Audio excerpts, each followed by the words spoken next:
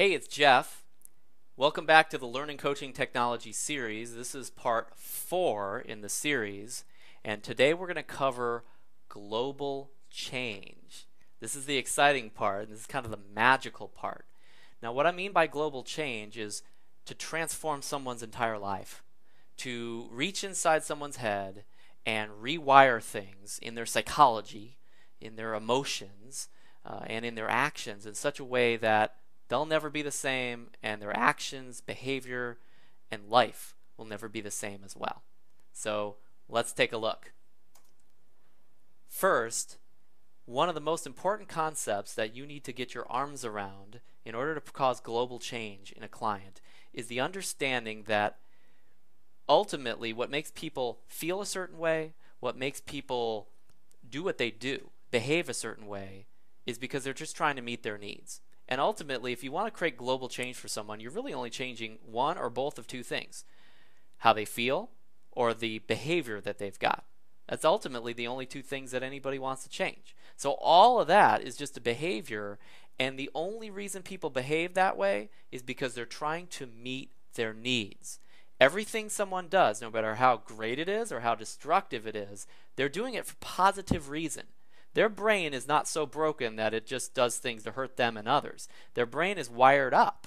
It's connected things in a way such that it thinks, gosh, if I do this thing that's kind of lousy, it's going to either make me feel good or feel better than I would if I didn't do it, or it's going to produce some kind of result that'll ultimately give me pleasure, even if the short term is painful. So people are either trying to avoid pain or gain pleasure or both, and that really means meeting their needs and avoiding losing out on those needs as well.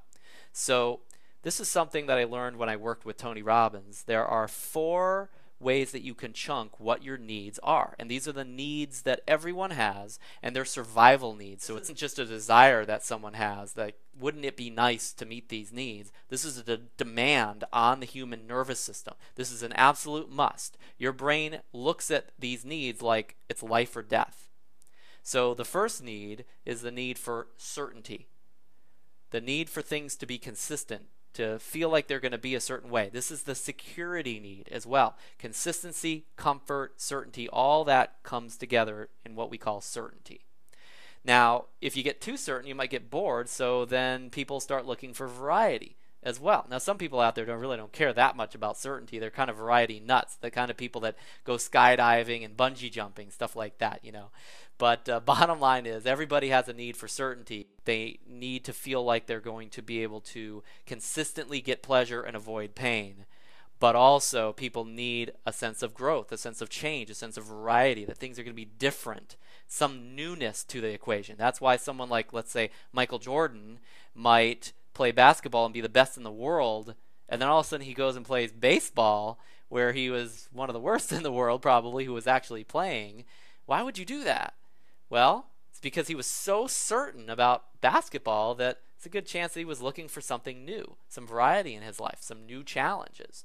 Now, I can't say for sure, I don't know Michael, but there's a good chance that that might be part of the reason why he did that. And a lot of successful people will do that. They don't destroy their success, they don't necessarily sabotage, but they're looking for variety. So being successful doesn't mean that you're feeling successful within yourself, because you might just be bored with the way things are.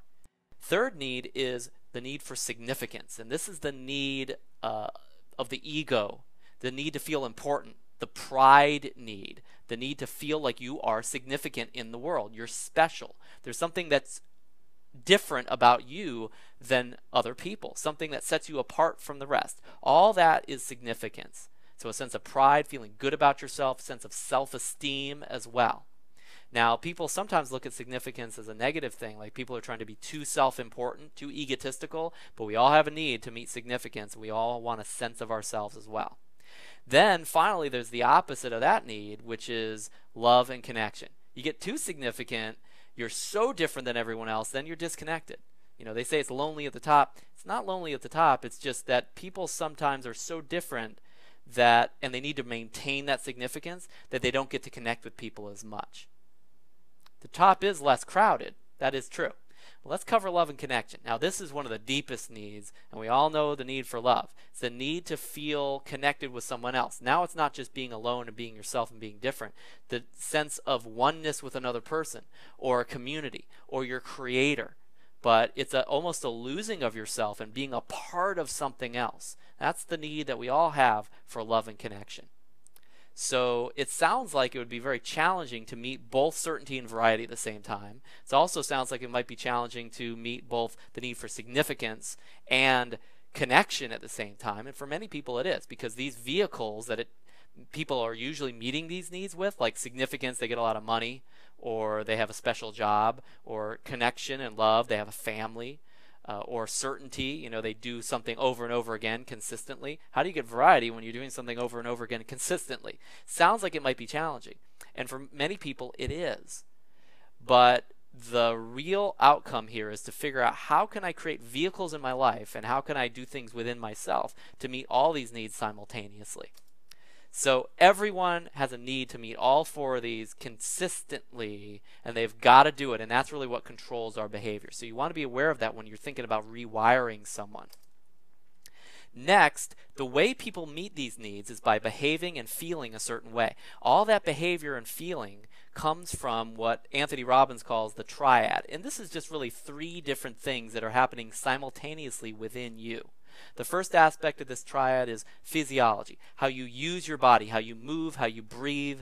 Your biochemistry is part of your triad. You could take a drug and you'll feel a certain way or act a certain way, or you can just breathe a certain way and that'll change your biochemistry. You could eat a certain type of food, that'll change your biochemistry as well. Physiology is a huge part of your triad, and it'll change your performance, the actions that you take, and how you feel as well. Second part of the triad is what we call language. So this is the oldest story in the book. People talk about self-talk, a little voice inside your head, or what you say to others and how you convey things. There's also more than that to language. There's visual language. You can visualize certain things, and that's a way of talking to yourself in a way. And so there's both visual and spoken language. There's also tonal language. I can say, yeah, I love you, or I can say, I really love you. Very different language that's being spoken. Depends on who I'm talking to, how they'll take it. But if I'm thinking about that to myself, the tonality that I use, the tempo that I'm conveying, is something that impacts us all psychologically. And we know the different meanings that come with different tonal communication as well. So all that's wrapped up in the world of language. And finally, the third part of the triad is your focus and beliefs. So whatever you believe, it becomes true. It kind of becomes a self-fulfilling prophecy. So if you believe, he who hesitates is lost, and your physiology is really proactive, and your language is all along the lines of thinking about what you're going to do next and doing it as quickly as you can, it's going to be a very productive way to be.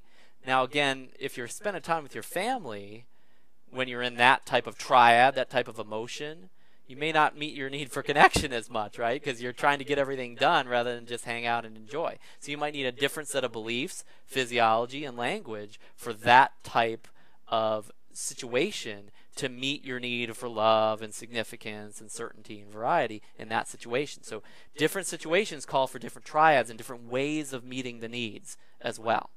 You can hopefully start to see how all this starts to fit together, because again, people have a certain behavior, certain emotion, certain triad, and that meets their needs in certain ways. So literally somebody could be depressed and meet their needs. They could be in a down physiology and have depressive language like, I don't know what I'm going to do, things are lousy, and then they can have depressive beliefs like life just sucks and none of it really matters.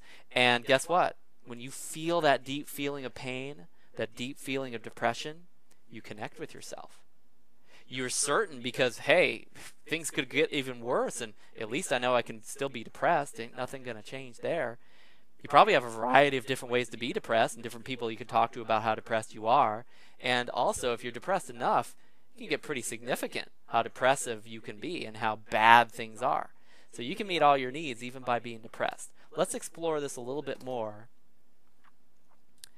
So you'll see a picture in front of you here, and it looks like a little tree, and this is what I call the tree of life. And you'll see in the branches here are all the fruits of your labor. These are the measurable results that most coaches will try to work on.